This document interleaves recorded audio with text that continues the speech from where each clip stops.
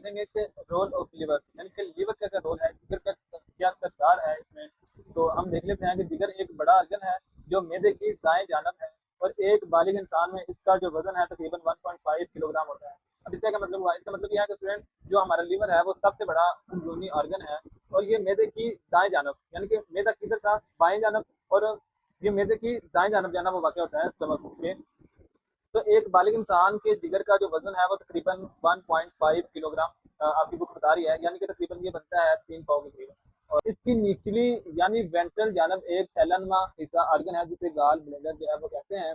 अब gall bladder क्या है, ये जिगर का जो है ना वो नीचे एक छोटा सा थैला टाइप होता है जिसे गाल ब्लेडर कहते हैं, जो कि ये है, मैं आपको बताता हूँ, ये वाला ग्रीन कलर का जो है ना, ये इसको कहते हैं गाल ब्लेडर। ये जिगर है हमारा, और जिगर के बिल्कुल जो है ना वो नीचे एक गाल ब्लेडर होता है। ये बाइल को क्या करता है जी, जखीरा करता है। ये बाइल को जो है वो जहीरा करता है।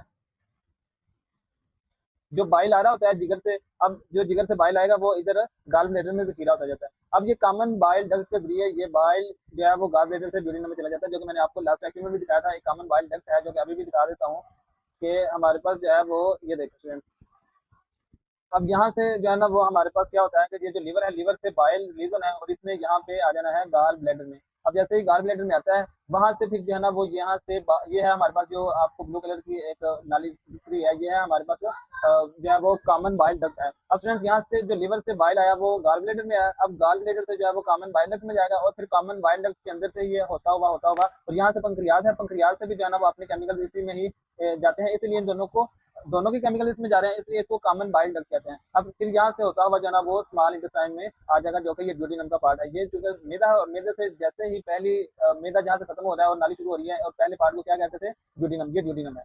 और ये ड्यूodenum में दोनों आ रही हैं, लिवर का भी और पंक्रियाज का भी। और पहले लिवर से जाता है गाल ब्लैडर में, इकट्ठा होता रहता है, स्टोर होता रहता है, और जैसे ही ये भर जाता है या यहाँ से रिलीज होना होता है तो ये कॉमन बाइल डक्ट के थ्रू रिलीज हो जाता है।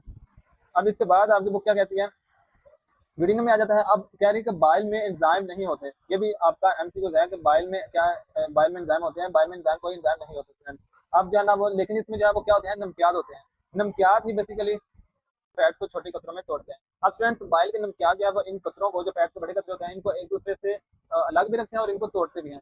अब ये जो छोटे छोटे कतरों में तोड़ने के बाद अब इनको एक दूसरे से अलग भी रखते हैं ताकि एंजाइम्स को जो है ना वो फैट पर अमल करने में मदद मिले, और इनको छोटे छोटे कतरों में तोड़कर अलग रखने से इनका सरफेस एरिया बढ़ जाता है, जिसकी वजह से जो एंजाइम है उनको काम करने में भी आसानी रहती है।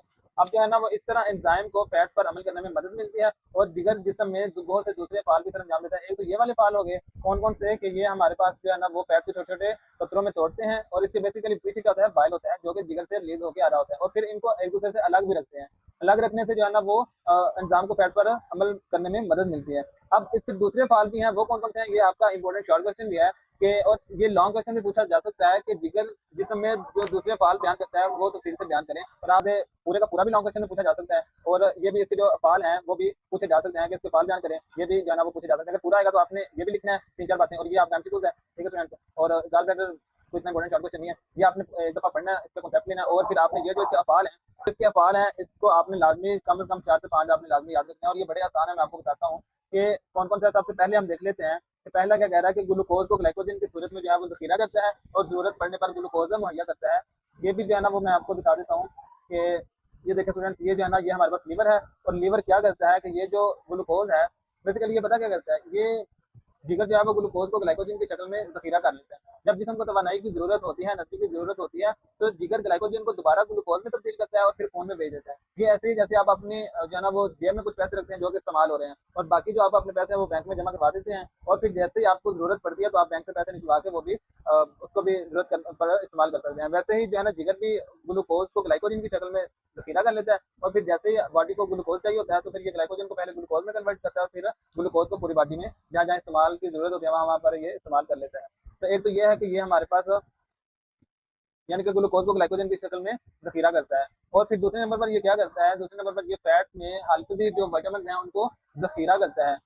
पहला काम ये हो गया कि ये किसको जखीरा करता है जी, ये जखीरा करता है हमारे पास ग्लूकोज को ग्लाइकोजन की सूरत में जखीरा करता है, और विटामिन को भी जखीरा करता है, खास तौर पर यानी कि फैट में हालपजीर विटामिन को जखीरा करता है। कौन से हालपजीर विटामिन है, बेसिकली ये विटामिन को जखीरा करता है कौन से, जो फैट में हालपजीर होते हैं। अब इसका मतलब हुआ है कि जिगर जो है वो विटामिन को भी जखीरा करता है, खास तौर पर वो विटामिन जो जो हमारे पास फैट्स है उसमें हल हो जाते हैं। अब इसके बाद कह रहा है कि अमाइनो एसिड को दूसरे ऑर्गेनिक कंपाउंड में तोड़ता है, इस संबंध में नुकसानदायक अमोनिया बनता है। यानी कि अमाइनो एसिड को क्या करता है, अमाइनो एसिड को दूसरे कंपाउंड में तोड़ता है, यानी कि अमाइनो एसिड को पहले अमोनिया में बदलता है जो कि बहुत नुकसानदायक मादा बनता है, फिर इसी अमोनिया को एक कम जहरीले मादे यानी यूरिया में बदलता है। पहले अमाइनो एसिड को यूरिया में, फिर यूरिया पहले अमाइनो एसिड को अमोनिया में, फिर अमोनिया को यूरिया में, फिर यूरिया को यूरिक एसिड में बदल के जो है ना वो जिसम से बाहर निकाल दिया जाता है। तो ये भी जो है ना देखें कैसे इसको कम जहरीले मादे में बदलता बदलता ये बॉडी से बाहर निकाल देता है।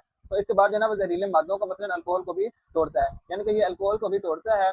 जिगर जो है ना वो जहरीले मादों को, जैसे यहाँ पर आप बता रहे हैं अल्कोहल को, और भी जो जितने भी जहरीले मादे हैं उनको तोड़ने की कोशिश करता है और उसको तोड़ता है। जैसे हमारे पास मेडिसिन है, जो हम मेडिसिन लेते हैं उसके भी जो रिमेनिंग पार्ट होते हैं उनको भी तोड़कर कम नुकसानदेह बनाकर और बॉडी से बाहर निकाल देता है। इसलिए कहते हैं कि शराब पीने वाले को जो है ना वो जिगर खराब हो जाता है, क्योंकि जिगर को फिर एक्स्ट्रा वर्क करना पड़ता है अल्कोहल को तोड़ने के लिए, और इसलिए बहुत ज्यादा मेहनत करनी पड़ती है, जिसकी वजह से अल्कोहल से दूर रहना चाहिए। या इसीलिए कहते हैं कि अल्कोहल को यूज नहीं करना चाहिए, वैसे भी हमारे इस्लाम में इसको हराम है।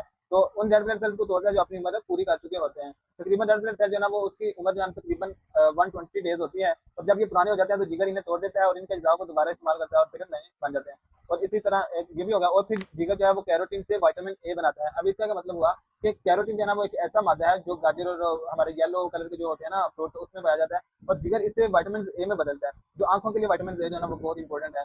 तो ये जो है ना वो कैरोटीन से विटामिन ए बनाता है। अब इसके बाद बात करते हैं कि सर्द मौसम में मेटाबॉलिज्म की रफ्तार तेज करके हरारत पैदा करता है। अब ये मेटाबॉलिज्म क्या है, मेटाबॉलिज्म जो है ना वो आप समझ लें कि जिंदगी के वो जितने भी केमिकल एक्टिविटीज हो रही होती हैं, केमिकल रिएक्शन हो रहे होते हैं हमारी बॉडी को, हमारी जिंदा रहने के लिए बहुत इंपॉर्टेंट होते हैं रिएक्शन, अब उनकी रफ्तार तेज करके हीट भी पैदा करता है। अब हीट इसलिए पैदा करता है कि जब सर्दी होती है तो जिगर जो है वो मेटाबॉलिज्म की रफ्तार को तेज करता है ताकि बॉडी में हीट पैदा हो और हम गर्म रह सकें। तो स्टूडेंट्स यहाँ पर हमने देखा कि ये वाले जो है ना वो सारे के सारे जो अफ़आल हैं वो लॉन्ग क्वेश्चन के तौर पर पूछे जा सकते हैं। आपने 4-5 लाजमी याद करना है, और ऊपर से ये वाला पार्ट भी आपने अच्छे से इसको पढ़ना है। और ये दोनों यानी कि रोल ऑफ लीवर भी पूछा जा सकता है, या फिर इसके स्पेसिफिक पार्ट भी पूछे जा सकते हैं। दोनों ही लॉन्ग क्वेश्चन बन सकते हैं, आपने इसको बहुत अच्छे से देखना है। यानी कि ये अलग-अलग तो नहीं है, या फिर सारा डायरेक्ट रोल ऑफ लीवर भी पूछा जा सकता है, या फिर उसके अफ़आल पूछ सकता है। तो आपने इसको बहुत अच्छे से देखना है, और मिलते हैं इंशाल्लाह नेक्स्ट वीडियो में। अल्लाह हाफ़िज़। अपना चैनल लाज़मी सब्सक्राइब भी करिएगा और लाज़मी दोस्तों से शेयर भी करिएगा, और साथ दुआ में याद रखिएगा। अल्लाह हाफ़िज़।